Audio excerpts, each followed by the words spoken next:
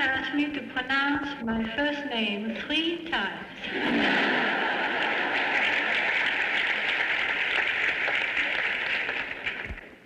I must do that. It's very important because there are 5 little girls who have been named after me. And you'll have to learn the name. It's Anais. Anais. Anais. It's like Anna with is added to it. So this is to the future Anais.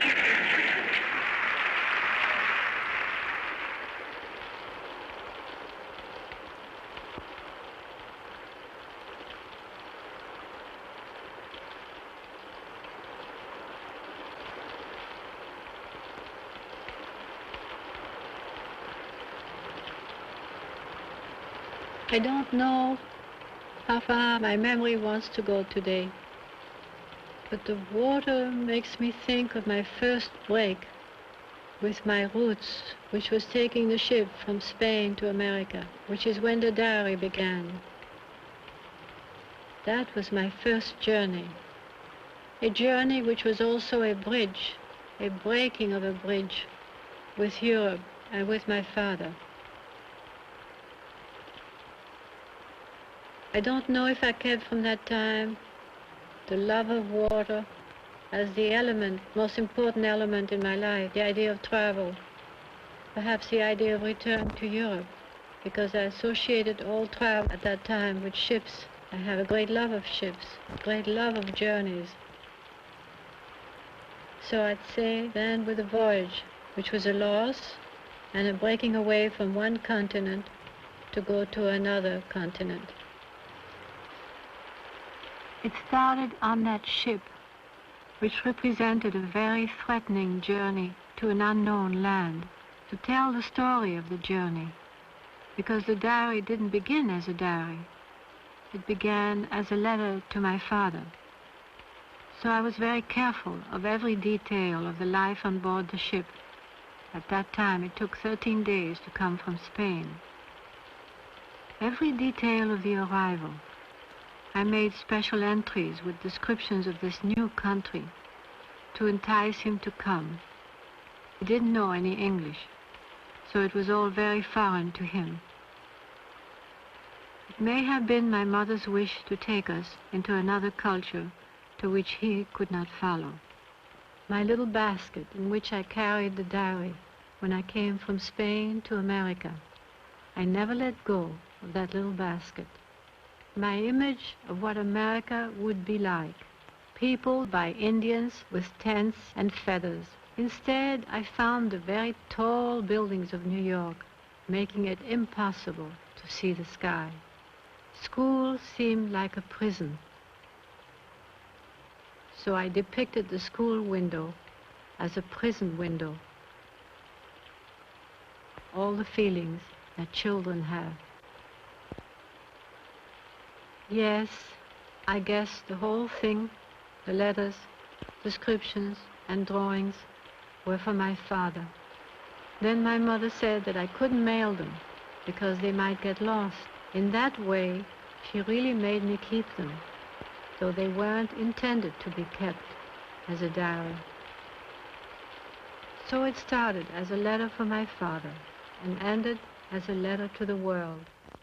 And now it's a correspondence, a communion with the whole world. I accumulated so many volumes that finally I lost count, and I put them in a bank vault in Brooklyn.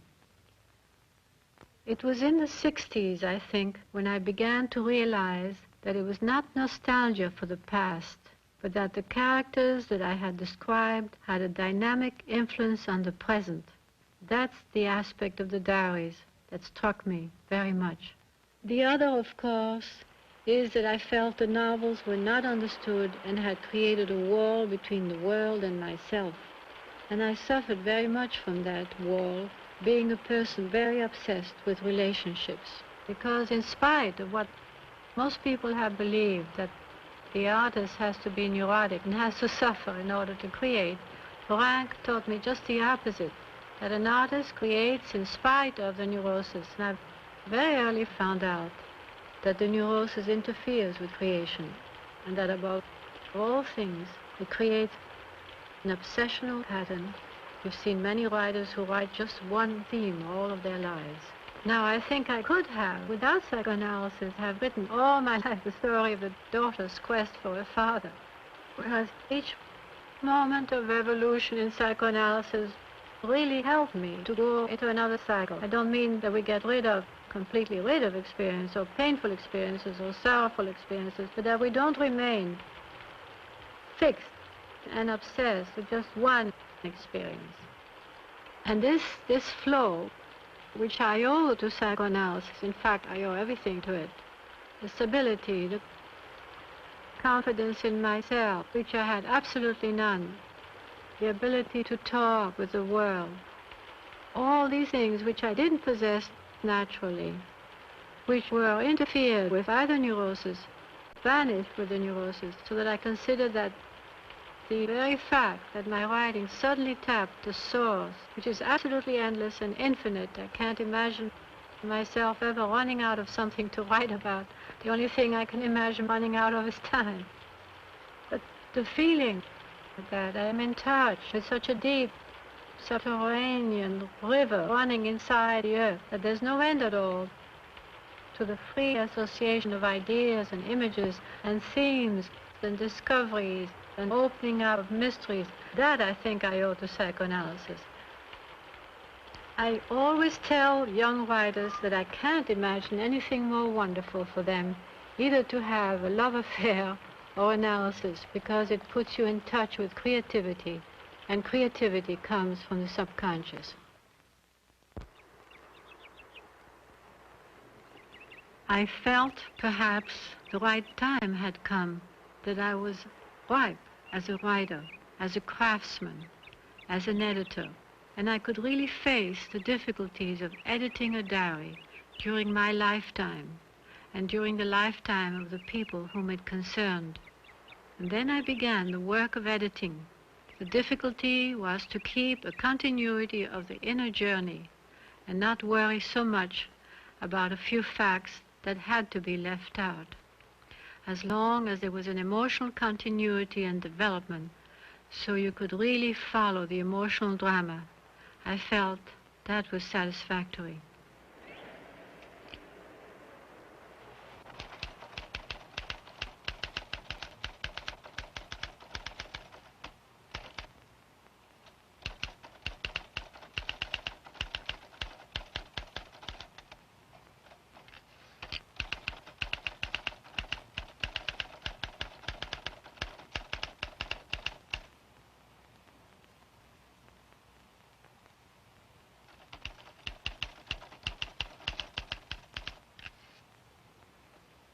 When I went to Japan, I had this wonderful accordion books.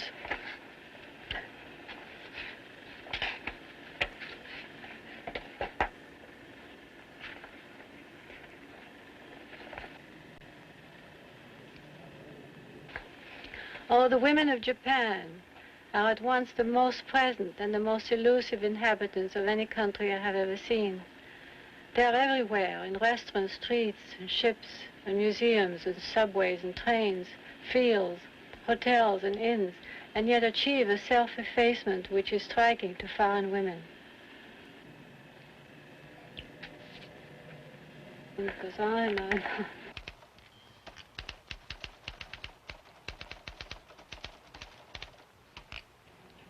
If there is a block due to something I'm concealing, first I try to find out what I am afraid to say, a revelation or a secret, fear of being destructive or harming others.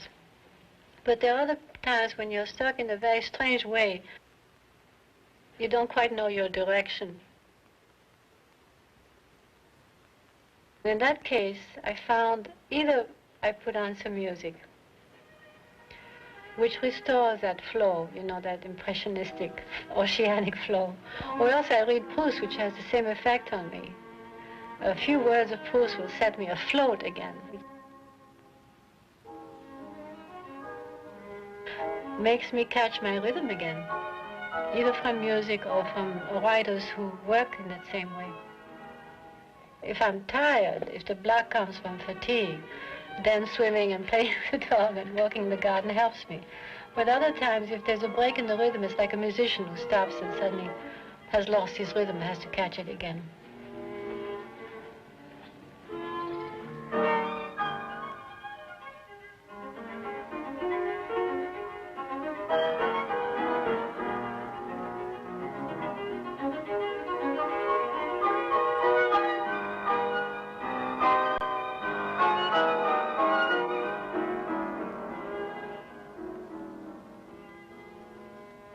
This is today's correspondence. I spent a long time answering these letters because the first letter I ever wrote to a writer was to Juna Barnes, and she never answered.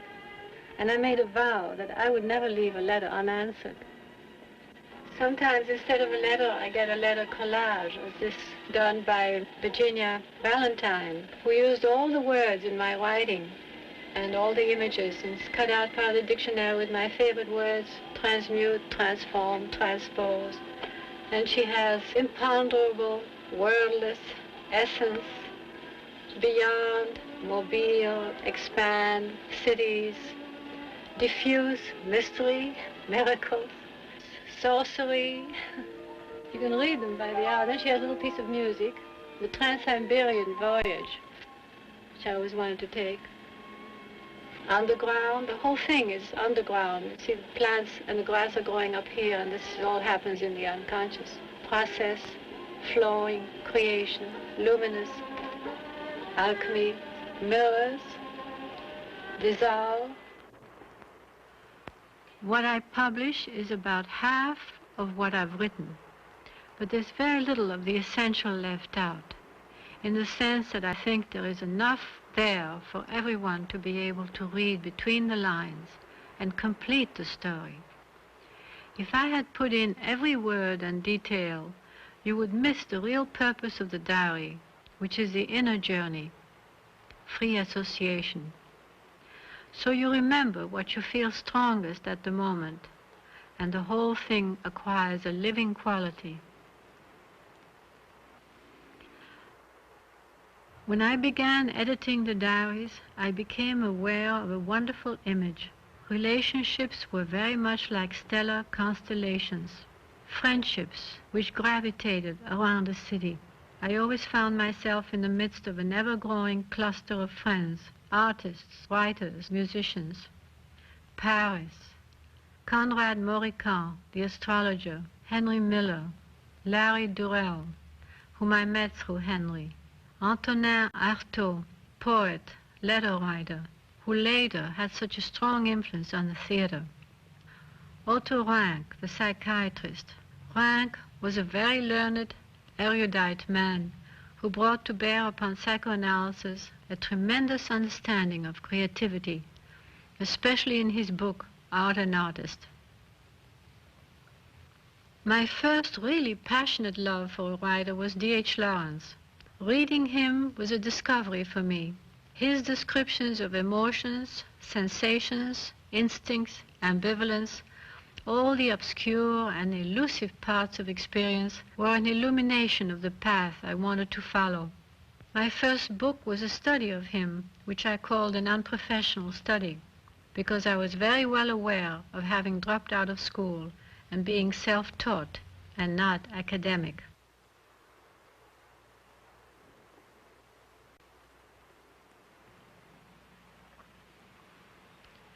I often ask myself why I began to edit the diaries in 1931.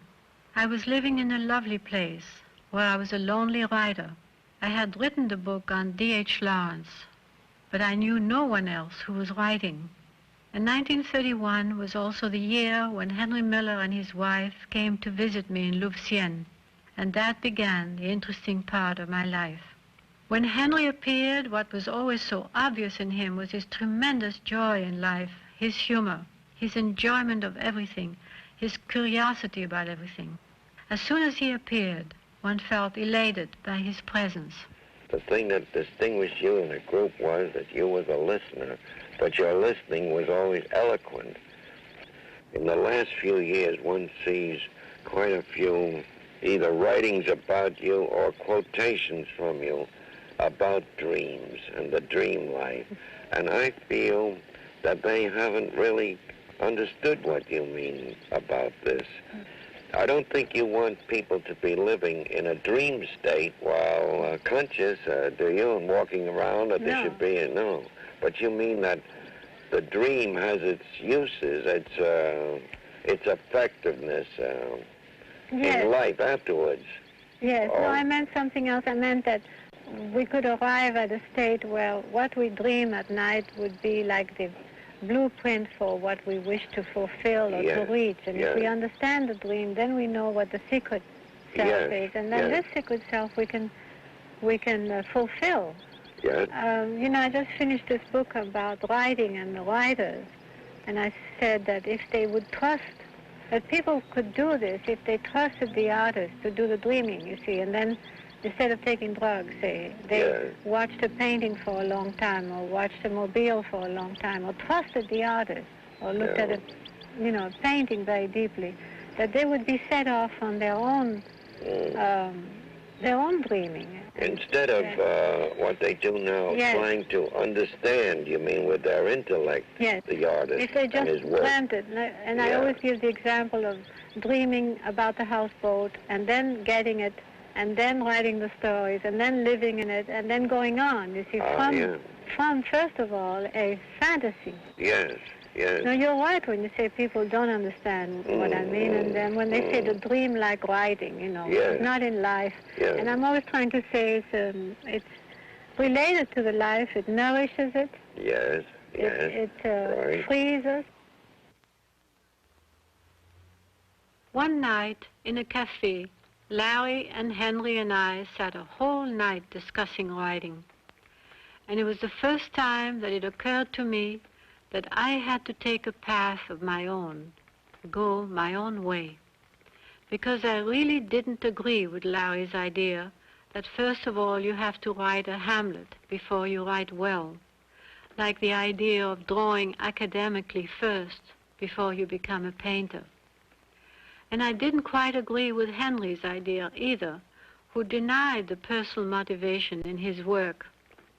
I wanted to admit the personal motivation and write in a personal way, very close to experience, and what I felt to be the difference between what a man has to say and what a woman has to say.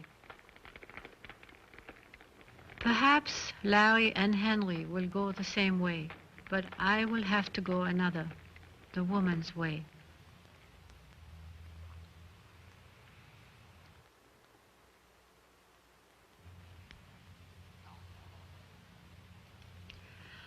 Man's objectivity may be an imitation of God, so detached from us and our human emotions.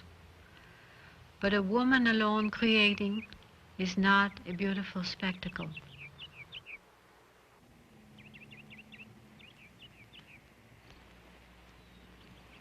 The singing of the mockingbirds became a very important melody accompanying my work and my life here. It's such a beautiful, varied song, and I became so interested that in between my writing sessions I would go out and record them, and that has had a wonderful lyrical effect to put me back into the mood, because I've never liked my pedestrian, down-to-earth writing. I always want my writing to levitate. That's why I find him so rich and so varied. I suppose we have to listen to the songs of other birds. And I guess that's what I did a lot of in the diary, because I was always as interested, as passionately interested really in the work of all the artists around me as I was in my own. I felt that they were interdependent and nourished each other.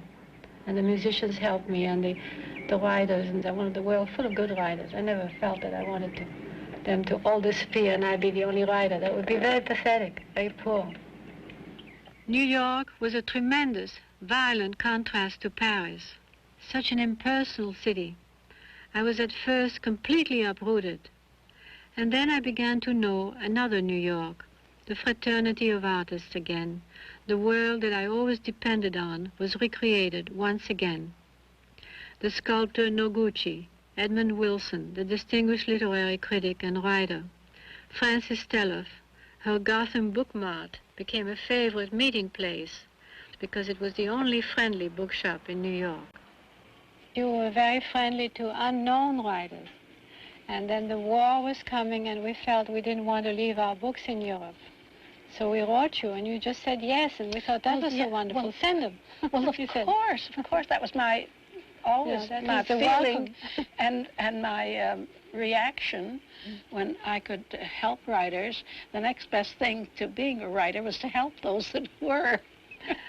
And then we had another wonderful time, if you remember, when the publishers wouldn't take my 2 books. Oh, yes. And then I decided to get a printing press and do them myself. Oh, yeah. And then I came to you. That part I remember so vividly. And you loaned me some money for the press. I think you remember that? Well, I loaned you $100, as I remember it. Yes, you remember. And then when the book then you took all the books. I bought $100 worth in advance. I knew that I could sell them. Mm-hmm. I had great faith in those days, and even though I hadn't read anything of yours, I knew it would sell. And so in that way, you could buy the press, and you worked so hard. I love the work with the hands. I love seeing the weight of the page on the tray. I really loved locking it in, hearing the purring of the machine, and seeing the pages come out. Winter of Artifice took 8 months to hand-set. I forget how many months it took to print. Under a Glass Bell, also by hand. We were printing Ian Hugo's engravings in the William Blake method, which means that each time you print an engraving, you have to wipe the ink off and ink it again. So it was very slow, medieval, a romantic process, which I really loved. I'm probably the only writer who wept when I got a formal commercial contract with the publisher, because I felt the books wouldn't be as beautiful. Instead of celebrating, I wept. The 3rd book we did was a color engraving on wood plates. The large book of House of Incest was not hand-set. It had original engravings, which we printed. The whole experience was very beautiful, strangely satisfying to a writer who is always dealing in a way with abstractions. Because you see, after that time I'd had the struggle with the writing. Now the minute Edmund Wilson reviewed Under Glass Bell, the next day all the publishers called me. Yes. And that was the beginning of a little attempt at acceptance. Well, I knew it would mean a great deal because he is the most respected critic in literature, I think. He's a very generous man. Yes. He was very generous and about very kind. The portrait I made of him, which was a little severe, and he was very good about it, very generous. Oh, I'm glad. Older artists, I think, are more generous than the young ones. You know I think so. I think so. They take their life philosophically, and they accept themselves as they are, and they, they're not so and difficult. they don't expect too much. No. Maya Deren was a fascinating woman, so she took all my friends who were individually interesting and let things happen. Sometimes they did, sometimes they didn't. Sometimes they were quite different from what she had expected. But she was a great influence and probably the first revolution or the first underground film. Ritual in Transfigured Time.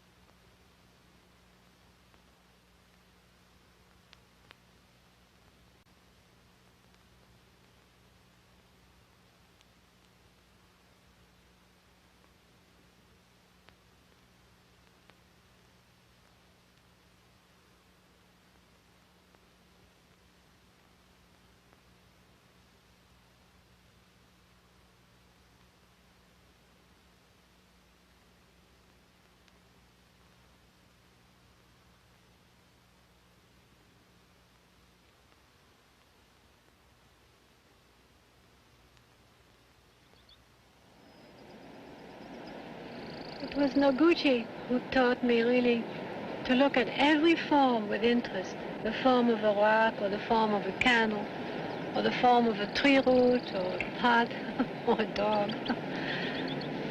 It was really Noguchi who opened my eyes to form. I have this rather puritanical aversion to sculpture as merely objects of value for the rich. I would like very much that sculptures be enjoyable freely by everybody. I have from time to time wanted to make something that everybody could own. And this is how I got involved in making what I call akari lamps, that is paper shades as used with electricity. And I became very much fascinated with the problem, both as a luminous sculpture and as something that would go into the homes of everybody. He also did sets for the dance theater of Martha Graham, one of the artists I most admired. Magic power to create and transform. Every gesture illuminated with meaning, nothing lost. The suggestiveness, the placing of the characters,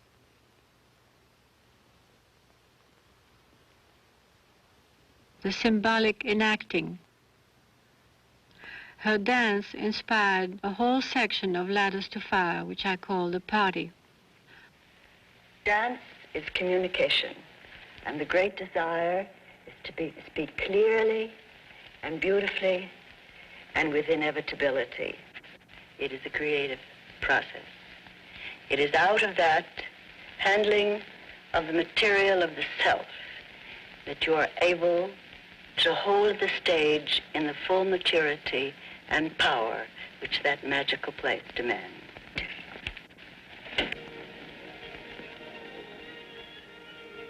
I first came out west looking for a city nearer to nature. Lloyd Wright, Harry Parch, Jean Varda, Kenneth Anger, Renata Drux. Renata made a photo collage of a masquerade party to which we were all supposed to come as our madness. My madness was to put my head in a bird cage, and out of the cage a long ticker tape of the unconscious, ribbons of paper on which I had done a great deal of writing. This crystallized Kenneth Anger's idea for a film happening called Inauguration of the Pleasure Dome.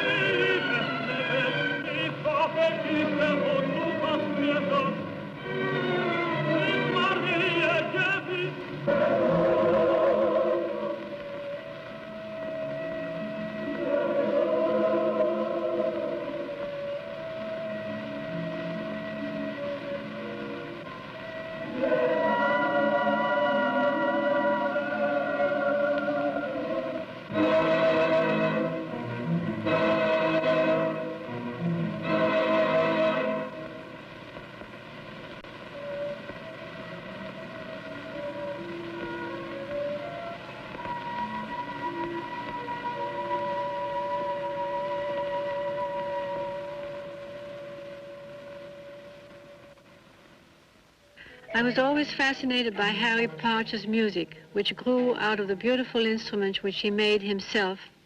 I feel that he reaches the qualities and range of Oriental music.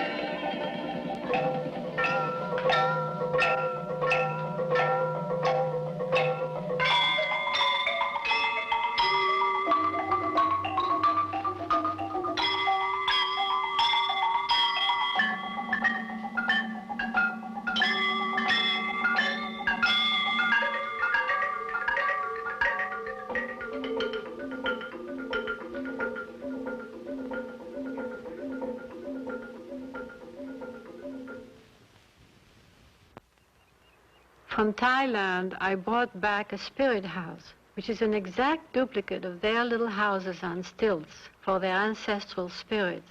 They plant this little house in the garden and bring food for the spirits every day.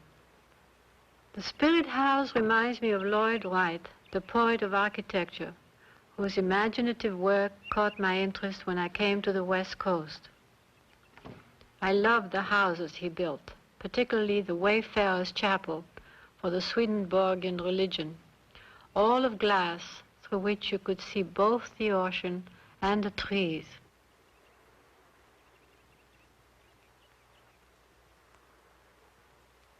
I felt that if he had been given a free rein, Los Angeles might have become a city like Venice, Italy, that all the world would come to see.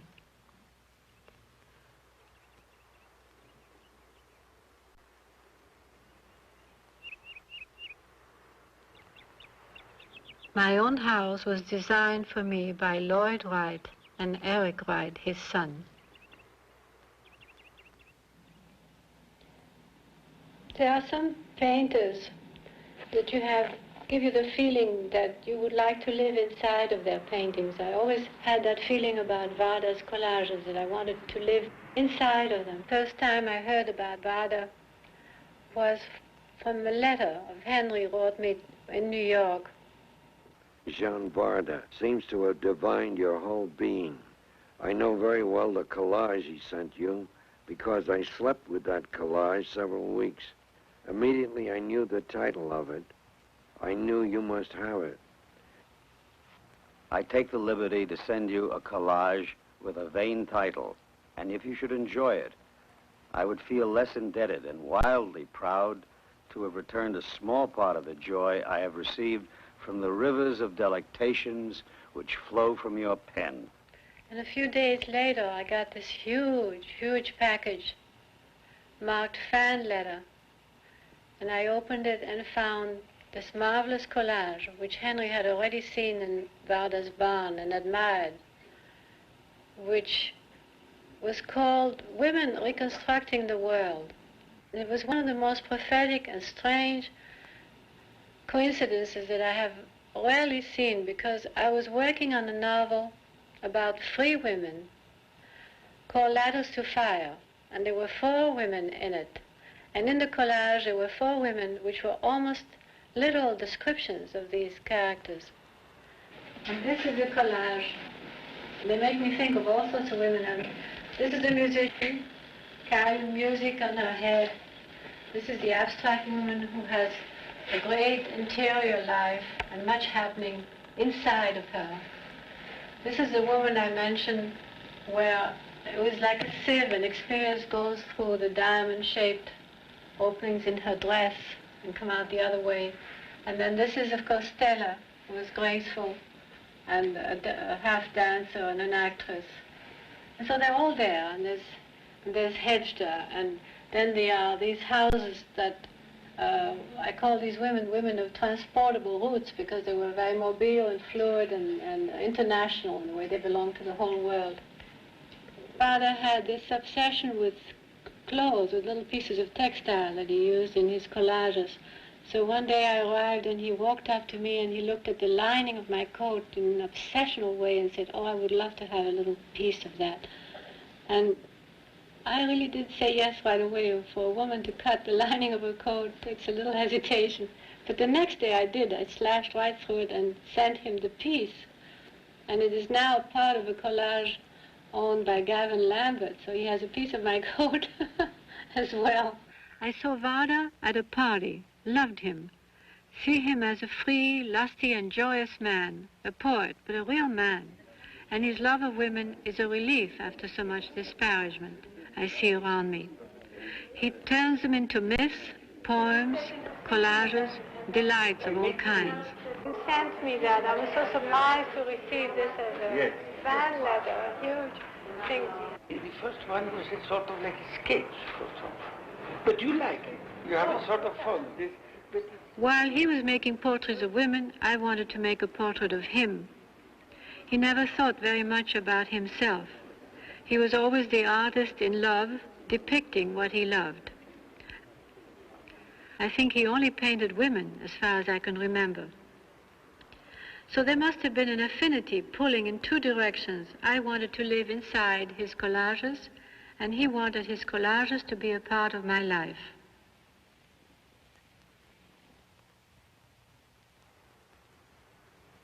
His celestial garden seemed to reflect our real garden.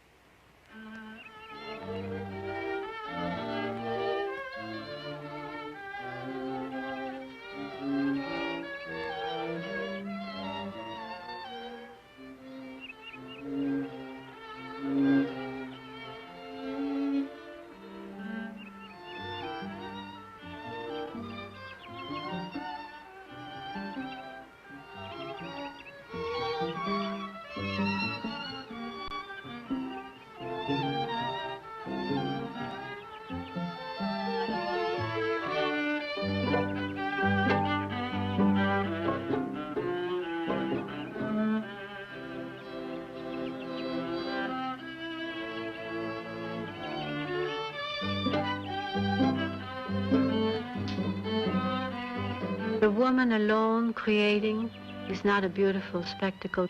Woman was born mother, mistress, wife, sister. She was born to represent union, communion, communication. She was born to give birth to life and not to insanity.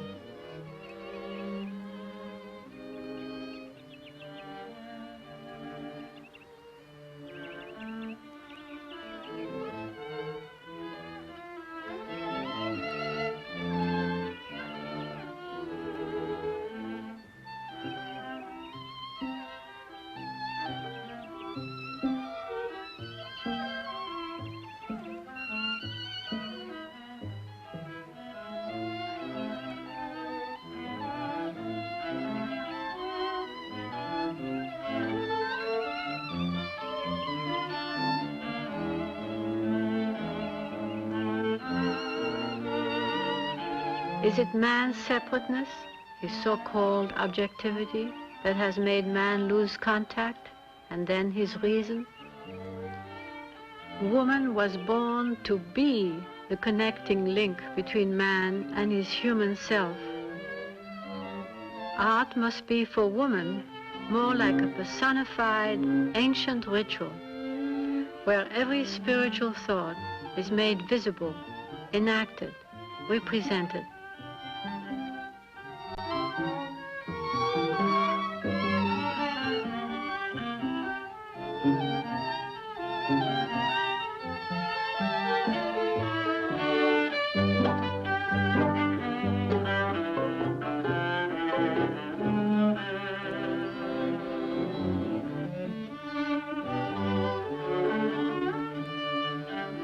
Art must be like a miracle. Art is a miracle.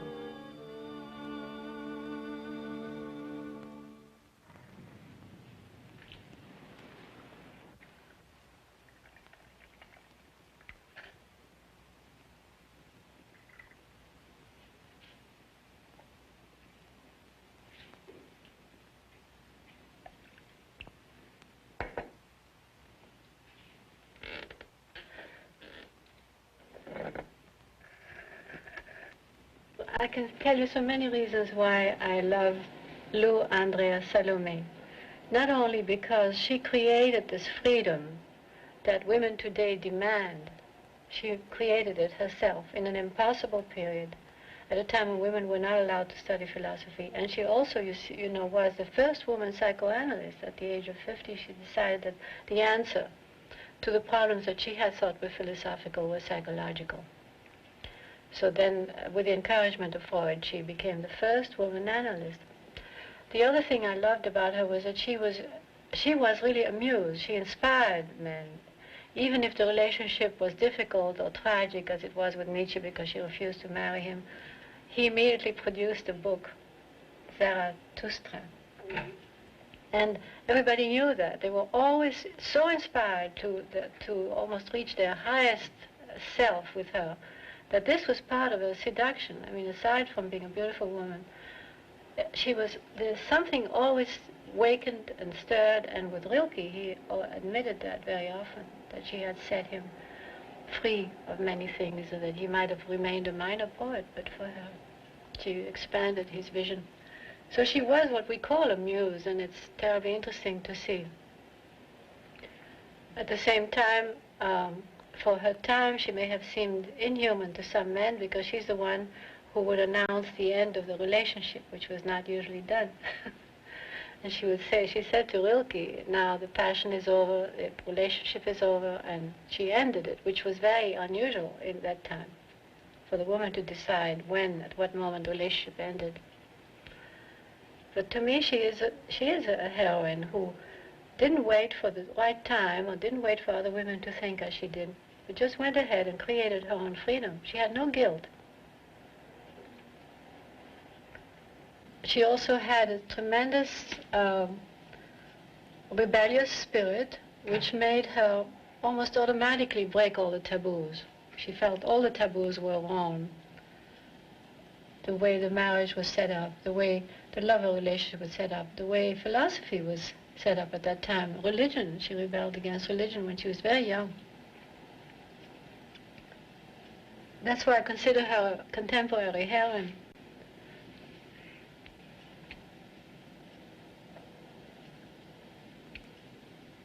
And of course, there are other women that I love too. I don't know if you know Leslie Blanch's Wilder Shores of Love. The 4 English women who decided to turn their backs on their culture and integrate themselves into the life of the East. And one was, of course, Mrs. Richard Burton. The other was Lady Digby, who married an Arab and led a perfectly Arab wife's life. She was a great horsewoman. She learned even to raid tourist parties. She lived exactly according to her husband's beliefs, washed his feet when he came back from the desert, and was a very beautiful woman up to the age of 70 when she died. Then there was another remarkable Russian girl who ran away from her immigrant life in southern France, emigrated Russians, and lived as a boy with the Arabs, and was a friend of Lyautey, and was considered a link between the Arabs and the French, and they trusted her to exchange messages and understanding. And the Arabs respected her anonymity so much they knew she was a woman, but they never let on to it. And she dressed as a boy and went on the caravans and died. The astrology announced her death. And there's one case in which they proved themselves right. They said she would die drowned in the desert. And she did die at the age of 24 in the flash flood in the desert. And left a diary, which has not been translated into English either. Oh, there was a 4th one. The 4th one was the cousin of Josephine, the Empress Josephine, and she was stolen by the Turks and put in a harem, and from the harem she caused a revolution in Turkey. So these women show that you can do that anywhere, at any time, any place. Caresse Crosby, the mouvement perpétuel, due to her saying yes to all life. Caresse still saying yes. Yes and never no was our answer to the fabulous 20s and 30s.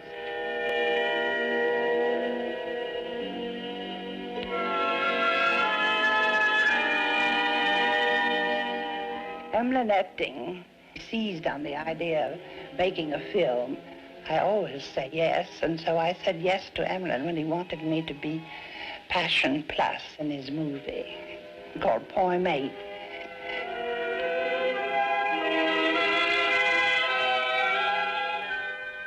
I love Caresse's Women Against War, the citizens of the world idea. She created her world passport and flew a one-world flag from her castle in Italy. My idea is to create here an atmosphere where the poet and the philosopher and the artist can really give ideas that can lead the world to peace and sanity. I believe really that the national unit is outmoded and that the politician can lead us nowhere. That we need men of ideas and men of vision and men of compassion.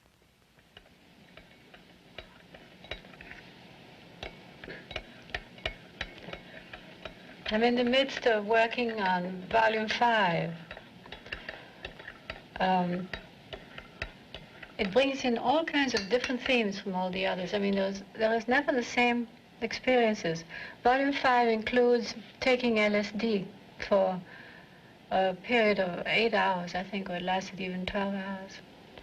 And I was invited to do it as an experiment by a Dr. Oscar Jeniger, who wanted to have a musician, a scientist, and a writer. He thought the writer would be better able to tell what it was like.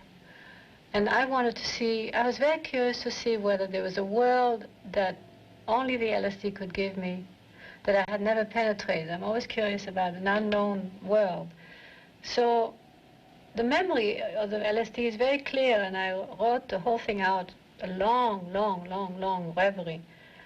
And then I compared it to see if the images brought on by LSD were similar to images and sensations and impressions I had already described, and I found them in the work, particularly in the first book I wrote, which was a prose poem, House of Incest, which was made up of dreams, of course. So the material was so like what was brought on by LSD that it proved my point that this is a world that's accessible to the poet, accessible to the artist, and that if we hadn't really belittled the poet so much and the artist so much, we wouldn't have needed the alchemy or the drug to reach those visions.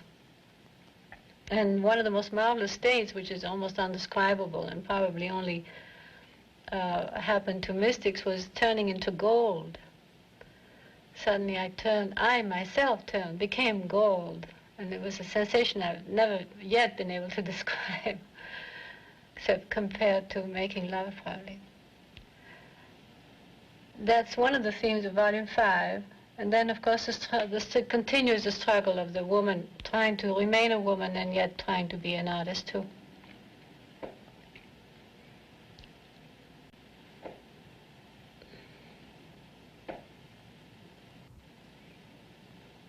My whole effort in my work and my life was to return and reconstruct these bridges that had been violently cut.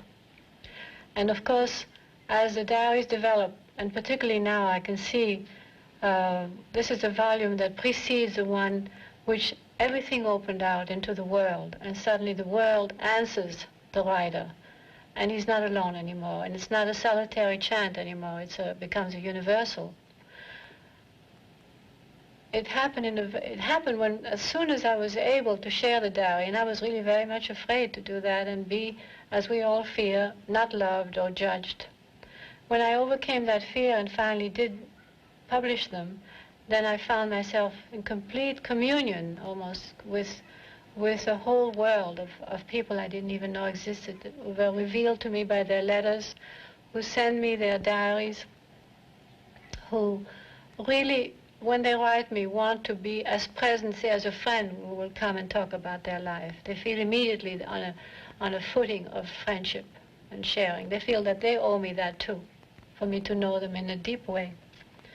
So the last few years have been extraordinary, and I think it fulfills the dream of every artist really is to contact the world and also to rebuild these bridges so that other people also realize that they don't have to be isolated. They don't have to be in what I call the solitary chamber of the neurotic.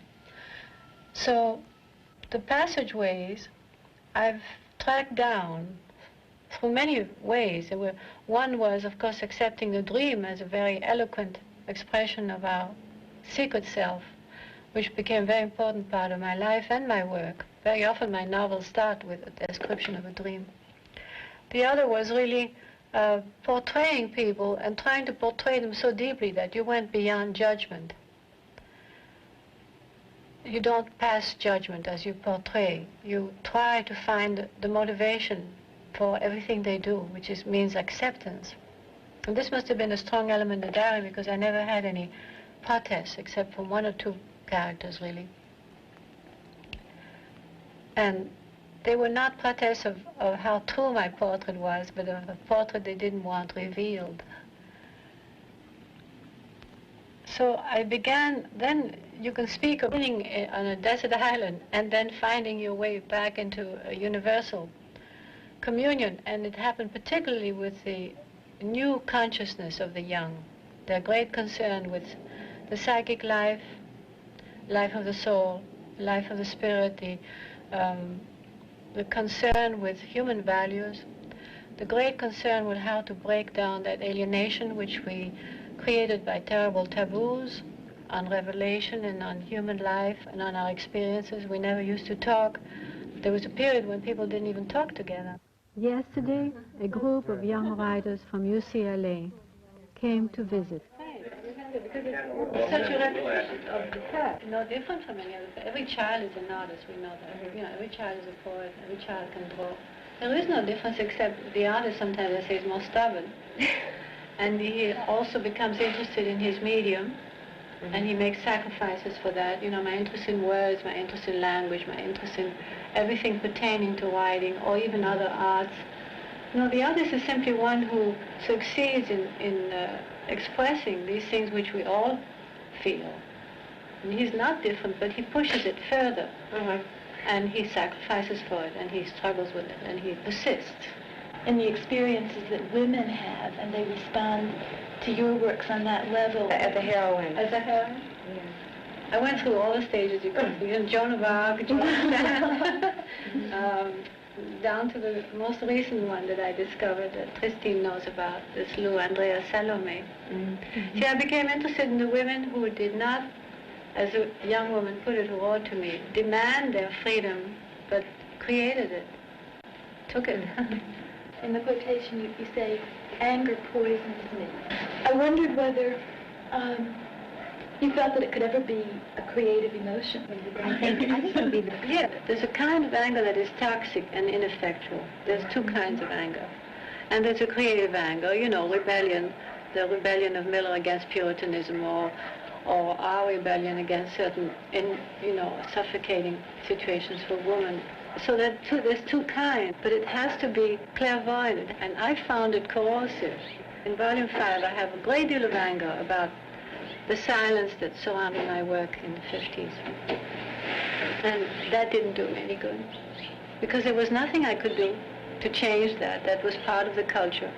There was no response. You know, the time wasn't right. So the anger would have done nothing but make me, as you have seen sometimes, embittered people, angry people who simply corroded by their anger. See, there is a difference. What happened to the parts that you cut out of your diary? Oh, they're all there. I opened the original diary, and then I type, and I say, this part can't go in because it's about my mother or something like that. And then I go on. I just leave out. It's amazing how well it holds together, given that. Yes, because I tried to be true to the emotional development, to the feelings about life and the reactions, so that there is a continuity in that, even if the facts and the chronology are not complete. It seems to take away from I found my own sensuality. Last night, we went to John Green's Cumberland Mountain Film Studio. He'd like to do a live light show with me, reading selections from collage. Oh. Too bad. When you read it, you'll see. They're really collage episodes. And the question of color plays a very important role in the book.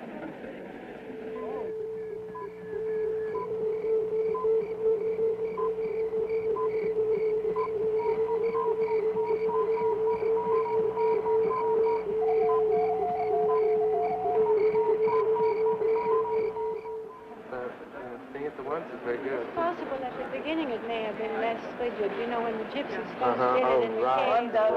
Right. It was just all so strange to me. I was so excited, just really, really excited. I just wanted to do that. You can have the formal thing.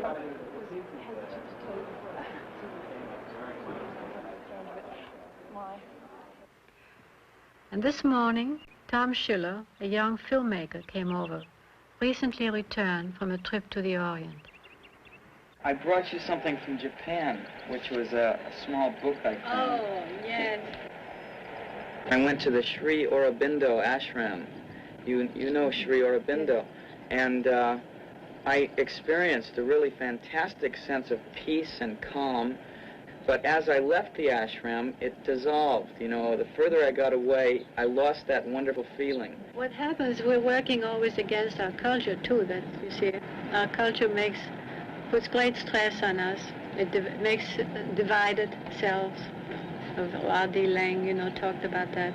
It has helped us to be schizophrenic.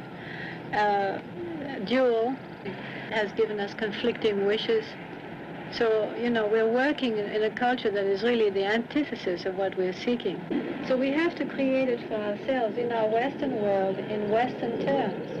We have to create a Western sense of serenity, at peace with our psyche, a fusion of our conflicts, a fusion of our dualities. That we have to find our own way to create this serenity. I have given the impression of giving costume a great deal of importance. I never thought of costume purely as an act of seduction. I thought of it as an aesthetic necessity, as an essential to our life, in the totality, the house, the room, the dress.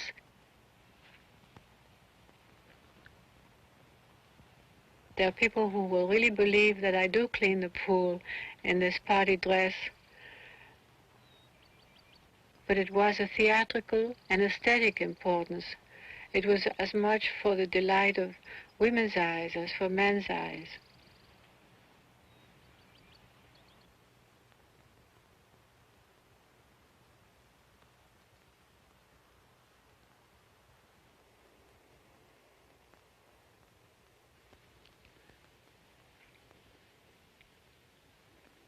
I was born under the sign of Pisces.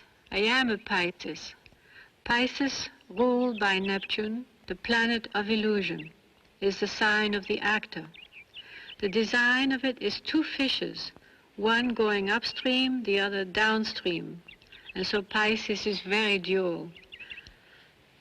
Whatever I felt I had to choose between, I always ended up by taking them in, harmonizing them, and fusing them into one. I never wanted to choose one against the other. So I suppose this comes close to the Eastern concept of yin and yang, which need each other and complete each other.